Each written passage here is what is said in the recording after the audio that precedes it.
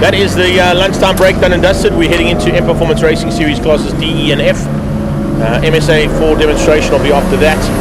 National Energy Polo Cup Race 2, Dunlop V8 Supercars, Extreme Supercars driven by Dunlop, SA Touring Cars and Super Cup, Kazoo Racing, Ferro Energia, 111 GD Sports and Saloons, ATE, Volkswagen Challenge, and the BMW M Performance Racing Series classes A, B and C, and the second race of Formula V, as we kick things off with Bernard de Gavea on pole position and leading down towards turn 1 for the M Performance Racing Series race 2 of classes D, E and F. And expect to see a bit of a fight, as we always do in this class. Oh, that's not a good start. A bonnet coming loose this early on in the race is not a good idea, Richard Gernholz.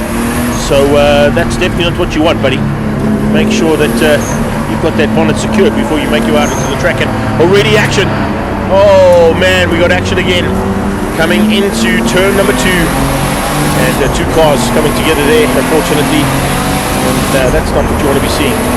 So these cars haven't been on track since about 8 o'clock this morning. They were the first race of the day. And heading towards Clubhouse Corner now. Could be a change up in the lead. Yes, indeed. We've got Bernard de Gavea trying to sneak back up the inside and find a way through to take and resume the lead of this race after we've seen a bit of fracas a bit further back there. Mostert in the pack as well, looking very good as they come through for the first part. It's Cavalieri that he's fighting with, if I'm not mistaken.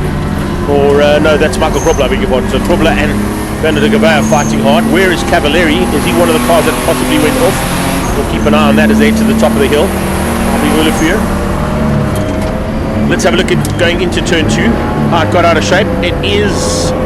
Oof, that's not nice. The 182 car is Paolo Cavalieri. He hits the wall and he came together there with Trevor Long. Trevor Long is the second car that was involved. Yeah, thanks, Paulie. So Trevor Long and Cavalieri are the two cars that were involved there. That's why we're missing Cavalieri from that front pack. I was looking to see whether it was him, and I kind of got caught out by the fact that he was not there, and it was actually Michael Krobler. Krobler's car also seems to have a bit of a problem. It seems to be slowing up there a little bit. Cavalieri's out the car, so is Trevor Long, and possible safety car coming. Possible safety car. You can see the man from I2, and of course Pablo Clark Racing just having a chat there to Trevor Long, realizing it's very much a race incident there if we look at the way things went with that replay. Car into pit lane as well, or just to the entrance of pit lane. Probably just waiting for everybody to come through. Locking up the brakes there. No, it's not. Hans Mercedes got some big problems. That engine seems to have a bit of an issue. It's smoking badly there in the track taxi as we go back under race conditions. Doesn't look like they're going to call the safety car. There's the safety car parked on the sideline. So I don't think we're going to get a safety car scenario here. They may have got those cars out of harm's way, or they're going to keep us under yellow waved yellows into barbecue to tell the drivers that there are two cars on the outside. So this will be the first time that some of those cars get to see the two stricken cars. And now we've got a white flag out there for a slow car.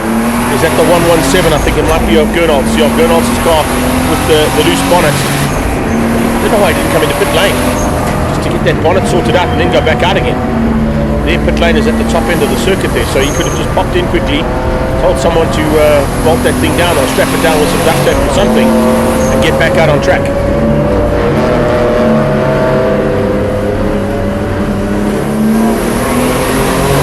Possibly he did go into pit lane, so I'm just getting corrected there. I'm not quite sure if he did or didn't, but he was very slow coming out of pit lane as opposed to sort of resuming the track at a relatively as close to race speed as possible once you've exited the pit lane area and you're no longer under the scrutiny of the pit lane speed limit.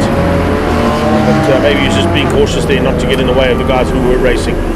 Not a bad idea if that's what he did do. We go a bit further back to Karabo Malamela fighting hard again and resuming a little battle that we saw all race long in the first heat. So taking it up once again, and that mantle falls into his hands as he's joined there by the number 7 car of Eddie Rodriguez. Rodriguez fighting for Class E honours, remember. So it's a Class E battle there, BMG, Marion Man Group and Liqui Moly car taking on Rodriguez. Further back, Tian van Rooyen. He hasn't quite got there yet, but he did get there right in the end. Neil Reynolds is just up the road from them. So it's another 6-way, 7-way fight yet again, as we saw in the first heat, and it's almost the same members of the party who have joined that battle.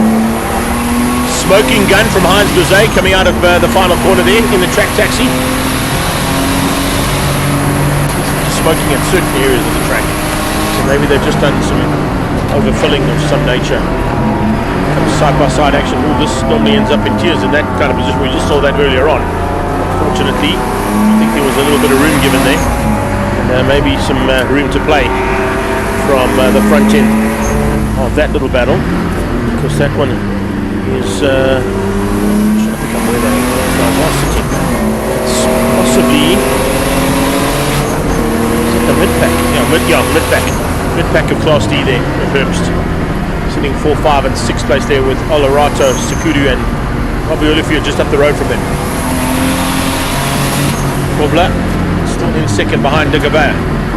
If Bernard De Gavea gets a win at Kyalami, man alive, are we ever going to hear the end of it when he comes to join us back here in commentary? Paul, I don't think so. Pest control car is going to get pesty though. He's going to put a bit of a manoeuvre on there to try and ensure that he can make our lives a bit easier in the commentary booth. Come on now. Don't be scared, Michael Krobler. My money's on you, bud. Come on now. You can just imagine the comments that are going to be made by Bernard De Gavea if he's able to stay ahead at the whole time. Rodriguez, unfortunately, losing out there to Malamela, but comes back in him as they go down the hill towards the mine shaft and into the sweep, closing down on Mostert. Great little fights here. Great little battles. Raging properly here all the way through. Reynolds at the moment, just a little bit of a margin ahead. Malamela gets on the brakes late, turns in and keeps Rodriguez out. Ian van Rooyen is closing. 125i is coming along. Slowly but surely closing down there in that, the TI I should say, not the I. It's the slightly smaller version. Another move on the inside from Eddie Rodriguez, looking for a way through. Malamela sees him coming. Just holds his race line. Gets good drive out of the final turn, and that might just be enough to fend off the attention being shown there. Van Rooyen's been closed down though, that's for sure. A little bit of a closer manoeuvring coming in there from Claudio Jardim. Jardim having a bit of a fight of his own. Then Haps going at it here with Gous. Oh, that's not good. That's a massive fire. That's, is that the 112 car? Yes, it is. Wowee. That's Johan Miller with a massive problem on the side of Crowthorne. The engine's gone and it's burst into flames. So Miller with some massive problems there out of Crowthorne corner. Parked on the outside of the track. Craig Herbst in the BMW. That's the Victron Energy machine. He's carrying on his way, but you can see driver's still not out the car.